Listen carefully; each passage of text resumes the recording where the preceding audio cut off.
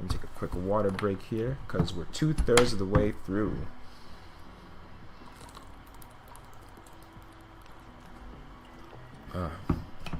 Can't believe I actually woke up at 7 a.m. on a Saturday.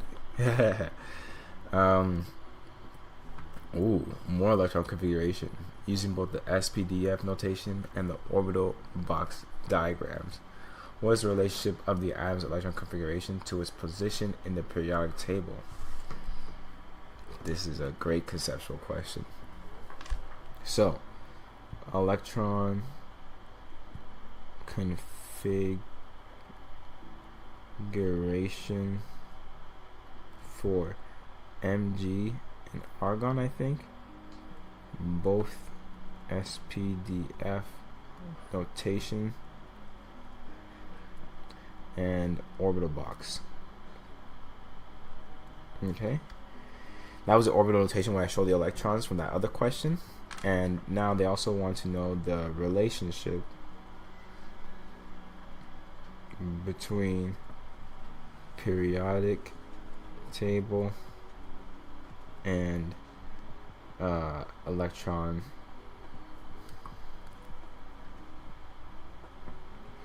configuration. So let's start by looking at the periodic table here, and now we're going to do the electron configuration for magnesium and argon. So good news is that we're going to do shorthand for both. So magnesium, right? You start from neon, the previous noble gas, and then you see here it's 3s2. If we were to redraw that, let me just make a different color because this is where we start answering. Okay, we have just one orbital box with 2 electrons in it, and it would be the 3s orbital. That would be magnesium. Now we want to do argon, which is actually noble gas, so you don't start with the noble gas argon, you still start with the prior noble gas, and you put 3s2, and then it's 3p6 because you counted from aluminum to argon. Okay, and now for the orbital notation, we have neon still, and we have now 4 because each orbital can only take 2 electrons, so it'd be the 3s, 3p, 3p, 3p. 1, 2. Okay, and now this would be argon. Now they're asking you what the relationship is between the periodic table and the electron configuration. Great question. Okay, so if it's still in the s subshell, you will see, just as the other questions we've been doing, okay, if it's still in the s subshell, it's going to be on the first or second column. Okay, when you have it ending in the p subshell, that is between the 13th and the 18th column. Only exception is helium. Helium still counts as an S. Okay, but everything else starting from boron all the way to radon, those ones are going to be in the 13th to 18th column because that is the p orbital. D orbitals are a little bit trickier, okay, in terms of noting where it is on the periodic table, because you have to make sure is that, I guess the trick is that you have to make sure that there's no, you will definitely see, like in terms of at least like a 4s2 starting from there, or even a 5s2, but when you have an s orbital and no p orbital, that, and okay, no s orbital, no p orbital, but a d orbital, okay, that means that it's actually going to be in your transition metals section, column 3 to column 12.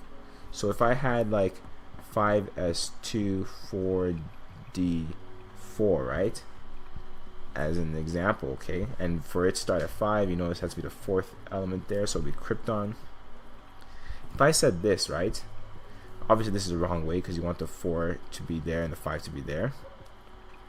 So if we rewrote it, 4D4 5S2, what element am I talking about? It's going to be 1, 2, okay, that's the 5S2 part, and then the 4D4 would be 1, 2, 3, 4. It would be molybdenum, okay? Technically, actually, this one might actually be 4D5 5S1, but that's later on when you try to learn about specific things that they like to do to keep their energy levels good. But point being is that you have a D shell and an S shell, but no P shell. That is how you know that for this electron configuration, it's going to be in the transition metal section. And same thing as well is that if you had no P orbital, like subshell, where you had S, D, and F, it's going to be in your lanthanum and actinium series, okay? So that is a relationship between periodic table and electron configuration. Depending on the constituents of the electron configuration, that tells you where it's going to be on the periodic table. So as a quick review, columns 1 and 2, only S. Columns 13 through 18, it has S and P. Columns 3 to 12, it has sorry, I'm blanking out. It has only S and D, okay? Lanthanum and actinium series has S, D, and F.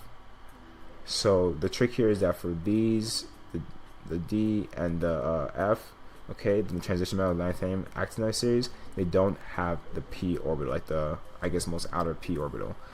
And for the elements like in the columns 13 to 18, they can have everything else, but the important thing is that they will end in that P orbital. That's the important part. So they could have S, P, D, and F, but the key thing is that the P subshell is still there. Okay, so let's see how we did here. So we did a shorthanded version, so all we needed was this last 3S part. Okay, and for this, I usually don't put the X, Y, Z, because like although those are coordinates, I just kind of make sure that it's known that they're all P orbitals. And then for the argon, exactly almost the same thing, but it has the 3S and then the 3p6 part, exactly, which is what they have here: 3s2, 3p6, and that's it. So exactly, it has, oh, I didn't even explain that part.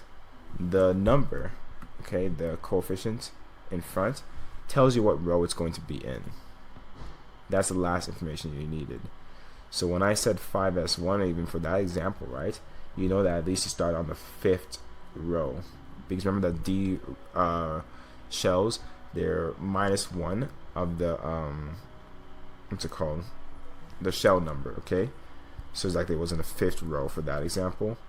Because magnesium and argon are both on the 3rd row, that explains why we have it 3s2. So exactly. So that is all the information I have related to this periodic table. Yep, and it's, as I said, the valence shell, because that's all we looked at here actually. That's why I like to keep the shorthand version, because really the new information after the noble gas tells you where it is on the periodic table. Hence why they mean by valence electrons. Okay.